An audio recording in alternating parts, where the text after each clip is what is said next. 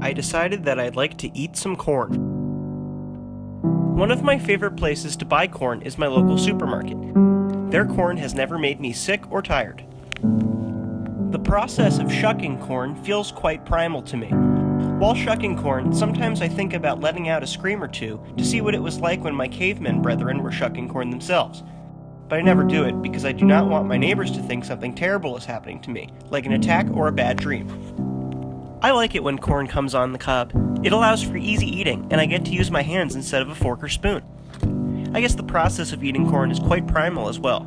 You don't want to do too many primal things in one day though, but corn provides a nice controlled environment to let out these instincts. Some people think that corn needs to be updated for the modern age. Not me. I'm not even sure what that would entail. Maybe giving the corn some wires? When people talk about automation, I hope that doesn't mean a robot will eat corn for me. I'd hate to lose out on eating corn to a robot. I wish that it was possible to hunt corn the way people do with deer, but unfortunately that's just not the case. Some people like to put butter or salt on their corn. All I want in my corn is sweet, delicious corn. The first time I saw corn, I was 15 years old. I was sitting by the river thinking about my future kids when an ear of corn floated nearby. I didn't know what it was, but I knew that one day I'd eat one. Corn is great, but I like eating apples even more. Apples are refreshing and easy to eat. When I eat corn, it's all I'm thinking about. I'm not thinking about war or famine or the other troubles of our time. I'm just thinking about sweet, delicious corn.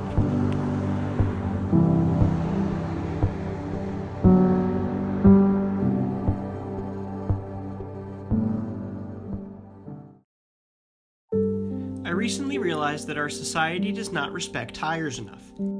Even though we are a car-obsessed culture, we rarely ever single out the simple tire, despite it being tires who do most of the work. Anyone who has ever driven a car has tires to thank. Without the tire, cars would stand still and would be but a shiny piece of metal that you can honk for hours and hours. Most people only notice their tires when they become flat, and then the tire becomes an object of derision. You scream at your tire, you kick your tire, you flag down your fellow drivers to tell them you'd be still driving alongside them if it weren't for your loathsome tire. But don't you know that it's your fault because you carelessly ran over a bunch of glass and nails? I have access to a big tire and I feel pretty lucky about it. The tire is absolutely massive, and whenever I want to look at it, I just have to drive 15 minutes from my home. Changing a tire is considered a crowning achievement of manhood, but in my opinion, it shouldn't be, because I don't know how to do it. Even sunny Hollywood doesn't respect tires. Hollywood has made countless movies starring talking cars, but never one with a talking tire. If they did, I think it would be called Dennis the Tire, about a tire named Dennis.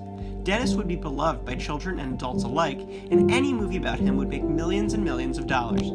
Unlike cars, which need constant care and attention, the tire does what it's told, never complaining once. Tires will always respect humans. I bet that a lot of human suffering could be alleviated if we all had tires instead of feet. At the very least, we'd all be a lot faster.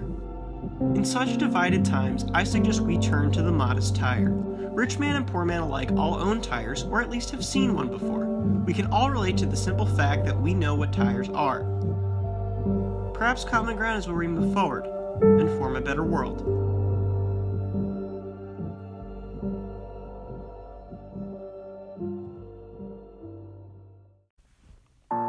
The lawnmower is where I sit and think about my life. I didn't buy a lawnmower intending to think about my life. I actually bought it to cut tall grass.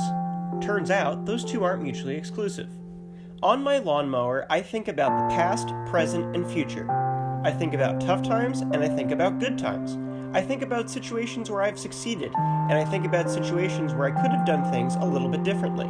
Sometimes to treat myself, I'll just think about a nice meal I've recently eaten. There's nothing quite like riding around on a lawnmower thinking about a delicious meal you've had, like pasta, broccoli, and a little bit of bread.